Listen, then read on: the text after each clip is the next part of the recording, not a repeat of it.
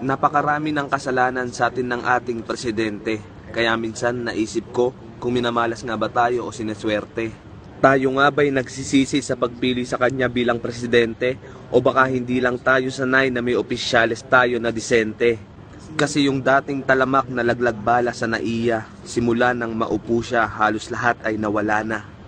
At yung mga kabataan na dati ay lulong sa droga, andun na sa computer shop, nag-a-addict na lang sa Dota. Kasalanan ni Duterte yan kung anong meron ngayon sa bansa natin, kung bakit ang bilis maghatid ng tulong sa mga biktima ng Bagyong Lawin. Kasalanan ni Duterte yan kung bakit di na tayo kontrolado, hindi na tayo hawak sa leeg ng mga Amerikanong abusado. Kung di ka naniniwala sa kanya, ikaw ay may utak na makitid. Kung hindi dahil sa kanya, tuloy pa rin ang kalokohan sa bilibid. Kasalanan ni Duterte yan kung bakit nakakatulog ka na ng maayos dahil yung mahilig mag-video okay alas 10 na natatapos. Hindi na mahirap humingi ng tulong sa oras ng kalamidad, nandyan na po ang 911 at ang magagandang pasilidad.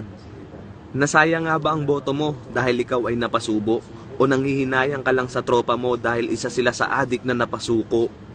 Siya po ang tunay na may malasakit dahil mas pinili niyang maging makasalanan. Hindi niya inisip ang sarili, makamtan lang natin ang kapayapaan. Kung hindi ka man natutuwa, huwag ka na lang sanang magreklamo. Kahit anong ayaw mo sa tao, nakikinabang ka pa rin sa pagbabago.